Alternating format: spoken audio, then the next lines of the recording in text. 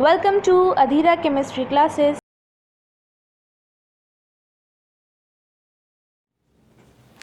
Hello friends, Adhira chemistry class में आपका स्वागत है। जो लेसन चल रहा है वो लेसन है एटॉमिक स्ट्रक्चर। और आज का जो हमारा वीडियो होगा वो वीडियो होगा हुंड्स रूल पर। हुंड का नियम, हुंड्स रूल का एक और नाम होता है अधिकतम बहुलता का नियम, रूल ऑफ मैक्सिमम मल्टीप्लिसिटी। तो आप जानते हैं अगर किसी भी एलिमेंट के एटम का इलेक्ट्रॉनिक कन्फिगरेशन लिखना होगा, मतलब उसके सेल के सबसेल के ऑर्बिटल में इलेक्ट्रॉनों को भरना होगा, तो कुछ नियम के बारे में जानकारी होनी चाहिए। उसमें एक नियम है पाउली एक्सक्लूजन प्रिंसिपल, जो बताता है कि किसी भी एटम के किसी दो इलेक्ट्रॉनों के लिए जो क्वांटम नंबर की वैल्यू होती है, जो सभी क्वांटम नंबर की वैल्यू होती है, कभी आइडेंटिकल नहीं हो सकती। दूसरा रूल था वह n+n रूल था। n+n रूल के आधार पे आप जो है किसी भी एटम के सभी सबसेल की एनर्जी निकालते हैं, उनको सीक्वेंस रखते हैं। सीक्वेंस में रखने पर एक मॉडल मिलता है जिसका नाम रखा जाता है अबाव मॉडल, उसका नाम रखते हैं अबाव प्रिंसिपल। उसके बाद जो है आज का जो वीडियो है वह हुंड्स रूल है। हुंड्स रूल ये बताया गया किसी भी सेल के सबसेल के ऑर्बिटल में इलेक्ट्रॉन कैसे भरे जाते हैं, इलेक्ट्रॉन के भरने का क्या आइडिया है। यह जो रूल है ये मानवीय, यह एम्पिरिकल रूल है, एक अनुभव के आधार पे है। और इस रूल के मानने से बहुत सारी बातें एटम मान जाता है। स्टेबिलिटी बढ़ जाती है, मैग्नेटिक प्रॉपर्टी की व्याख्या हो जाती है, और इलेक्ट्रॉनों के अंदर बॉन्ड बनाने की क्षमता, मतलब मैक्सिमम कोवैलेंसी भी समझ में आ जाती है। इस मायने में हुंड्स का रूल बहुत इंपॉर्टेंट है। आप हमारा वीडियो देखिए, वीडियो अगर आपको समझ में आता है तो आप इसको शेयर कीजिए, कमेंट बॉक्स में इसके बारे में लिखिए। और अगर अभी तक आपने अधीरा केमिस्ट्री क्लासेस को सब्सक्राइब नहीं किया है, सब्सक्राइब कीजिए। एक्सक्लूसिव वीडियो के लिए BSc part 1, part 2, third year medical और इंजीनियरिंग की एग्जाम के लिए आप हमारे चैनल को ज्वाइन कीजिए। ज्वाइन करेंगे तो आपको वीडियो मिलता रहेगा, तो रेडी हो जाइए। तो आज का जो वीडियो वह है Hund's rule. Hund's rule, Hund का नियम, इसी का एक और नाम होता है Hund's rule of maximum multiplicity. या मैंने बोल दिया मैक्सिमम मल्टीप्लिसिटी। यह रूल क्या बोलता है? यह रूल बोलता है कि जब हम किसी भी सेल के सबसेल के ऑर्बिटल में इलेक्ट्रॉन भरते हैं तो पहले सभी ऑर्बिटल में इलेक्ट्रॉन एक एक करके भरते हैं। जब पूरा एक एक करके भर लेते हैं उसके बाद तब उसका जोड़ा बनाते हैं। तो जहां तक संभव होता है पहले हम अनपेयरिंग करते हैं, उसके बाद भी पेयरिंग करते हैं। पहले हम उसको एक एक करके भरेंगे, बाद में जोड़ा बनाते हैं। जब जोड़ा बनाते हैं तो इलेक्ट्रॉन जो होता है वह उसके एंटी पैरेलल हो जाता है। बस इतना जानना होगा, जब हम किसी भी एटम के सेल के सबसेल के ऑर्बिटलों में इलेक्ट्रॉनों को भरते हैं तो पहले एक एक करके भरते हैं, उसके बाद फिर उसको जोड़ा बनाते हैं। जब जोड़ा बनाते हैं तो जो पहले की स्पिन होती है इसकी स्पिन को उलट देते हैं, एंटी पैरेलल कर देते हैं। यही हुंड का नियम है। इसको समझाने के लिए हम एक एग्जांपल लेते हैं। आपके पास मान लीजिए P में इलेक्ट्रॉन 4 है, P सबसेल में इलेक्ट्रॉन 4 भरना है। तो आप जानते हैं P सबसेल में ऑर्बिटल 3 होते हैं, एक px होता है, एक py होता है और एक pz होता है। तो इलेक्ट्रॉन भरा जाए, इलेक्ट्रॉन भरेंगे तो आप ऐसे भरेंगे। जितना भी अगर आपको हुंड्स के रूल को नहीं पता रहता तो आप इलेक्ट्रॉन ऐसे भरते हैं, ऐसे, ठीक। तो आपने पहले इसमें 2 भर दिया, फिर इसके बाद इसमें 2 भर दिया। अच्छा, अगर आपको पाउली के प्रिंसिपल नहीं पता होता तो आप इलेक्ट्रॉन दोनों को पैरेलल भर देते, लेकिन पता है तो आपको इसको एंटी पैरेलल भर रहे हैं। अच्छा, अब हुंड्स रूल क्या बोलता है कि मान लीजिए P में 3 ऑर्बिटल है और तीनों में इलेक्ट्रॉन भरना है। इसका नाम px है, इसका नाम py है, इसका नाम pz है। तो पहले सब में एक एक करके भरिए। पहले एक px में, एक py में, एक pz में। जब एक बच गया है तब आइए फिर px में। मतलब जब मैंने हुंड्स के रूल को फॉलो नहीं किया तो पहला, दूसरा, तीसरा, चौथा, तो ये इलेक्ट्रॉन पहला या दूसरा या तीसरा चौथा खाली पड़ गया। और इसमें किसी प्रकार का अनपेयर्ड नहीं दिखा आपको। अनपेयर्ड नहीं दिखा तो इसके बाण बनाने की कैपेसिटी नहीं है, बाण नहीं बना सकता। इसमें देखिए जब मैंने होम्स के रूल को फॉलो किया तो देखिए नंबर ऑफ अनपेयर्ड बढ़ गए। ये पहला, ये दूसरा, ये तीसरा, फिर ये चौथा आ रहा है।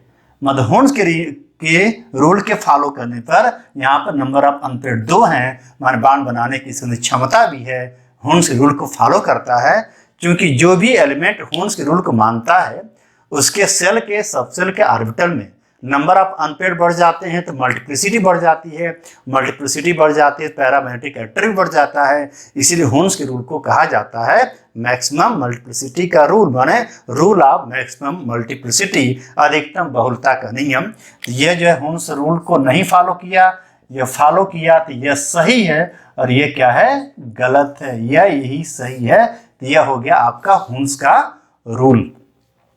अब आते हैं होम्स के रूल का क्या फायदा, एप्लीकेशन ऑफ होम्स रूल। हम यहीं पे समझा दे रहे हैं। Application of Holmes rule, application of Holmes rule, Holmes के नियम का फायदा।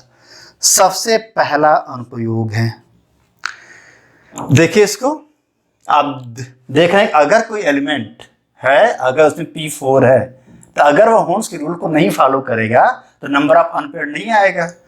और आज की जो एडवांस केमिस्ट्री आई है, जो सुपर डुपर केमिस्ट्री कहते हैं, उसमें जो एडवांस केमिस्ट्री में एक थ्योरी है बांड बनाने की, जिसका नाम वैलेंस बांड थ्योरी है। वैलेंस बांड थ्योरी क्या कहती है, किसी भी एटम के बाहरी सेल के, बाहरी सबसेल के, बाहरी ऑर्बिटल के अनपेयर्ड इलेक्ट्रॉनी बांड में शामिल होते हैं। तो अगर होम्स के रूल ये नहीं माना तो ऐसे आ रहा, इसमें अनपेयर्ड नहीं है तो ये बांड नहीं बनाएगा, इसकी वैलेंसी समझ में नहीं आएगी, इसकी वैलेंसी 0 हो जाएगी, तो जब बांड नहीं बनाएगा तो एटम की स्टेबिलिटी भी खत्म हो जाती है। इसमें देखिए होम्स के रूल को माना तो यहाँ पर 2 अनपेयर्ड आया है तो 2 बांड बनेगा, 2 बांड बनेगा, 2 बार ओवरलैपिंग होगी, क्योंकि वैलेंस बांड थ्योरी बोलती है कि कोई भी एलिमेंट अपने बाहरी सेल के, बाहरी सबसेल के, बाहरी ऑर्बिटल के अनपेयर्ड से बांड बनाता है। मतलब जो एलिमेंट होम्स रूल को मानेगा उसमें नंबर ऑफ अनपेयर्ड ज्यादा होंगे, बांड बनाने की कैपेसिटी ज्यादा होगी, तो आपको नंबर ऑफ अनपेयर्ड के आधार पे कोवेलेंट बांड की संख्या पता चल जाएगी, तो आपको मैक्सिमम कोवेलेंसी समझ में आ जाएगी। तो होम्स के रूल का जो पहला एप्लीकेशन है वह क्या है, मैक्सिमम कोवेलेंसी।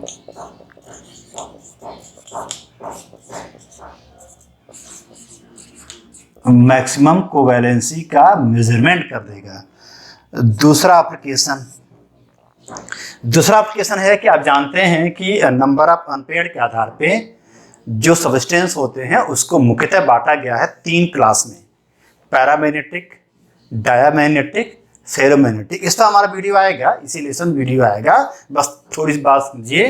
तो अगर किसी भी एलिमेंट के एटम में नंबर ऑफ अनपेयर्ड हैं तो वह होगा पैरामैग्नेटिक, उसे अनचुंबकीय कहते हैं, वह मैग्नेटिक फील्ड में अट्रैक्ट होगा। अगर किसी भी एलिमेंट के एटम के ऑर्बिटल में नंबर ऑफ अनपेयर्ड नहीं है तो वह होगा डायामैग्नेटिक, वह होगा प्रतिचुंबकीय, वह मैग्नेटिक फील्ड में रिपल करेगा, अट्रैक्ट नहीं होगा। और अगर किसी भी एलिमेंट जैसे डी ब्लॉक एलिमेंट होते हैं उसमें जो नंबर ऑफ अनपेयर्ड ज़्यादा हो जाते हैं, बहुत ज़्यादा हो जाता है, तो उनका मैग्नेटिक मूवमेंट बढ़ जाता है, वे खुद एक मैग्नेट जैसा काम कर लेते हैं। उनके अंदर होता है फेरोमैग्नेटिक, मतलब जो मैग्नेटिज्म की प्रॉपर्टी होती है वह डिपेंड करती है नंबर ऑफ अनपेयर्ड पे, और नंबर ऑफ अनपेयर्ड जो होता उनका होना ना होना वह डिपेंड करता है होम्स रूल पर। अकॉर्डिंग टू होम्स रूल, तो जो एलिमेंट होम्स रूल को मानेगा वहाँ नंबर ऑफ अनपेयर्ड ज़्यादा होगा, वह होगा पैरामैग्नेटिक, उसके अंदर पैरामैग्नेटिज्म पाया जाएगा और वह पैरामैग्नेटिक बिहेवियर को बताएगा। हमारे कहने मतलब क्या होगा, जो होम्स रूल है वह पैरामैग्नेटिक, डायामैग्नेटिक और फेरोमैग्नेटिक प्रॉपर्टी को भी समझाता है। नंबर ऑफ अनपेयर्ड के आधार पे हम मैग्नेटिक मोमेंट भी निकालते हैं, उसके लिए फार्मूला आएगा, उसके लिए हमारा वीडियो अलग से आएगा। तो मैंने कहा एप्लीकेशन ऑफ होम्स रूल में, तो नंबर 1 हो गया मैक्सिमम कोवेलेंसी, नंबर 2 हो गया मैग्नेटिक प्रॉपर्टी का निर्धारण, यह भी होम्स रूल के एप्लीकेशन में आता है।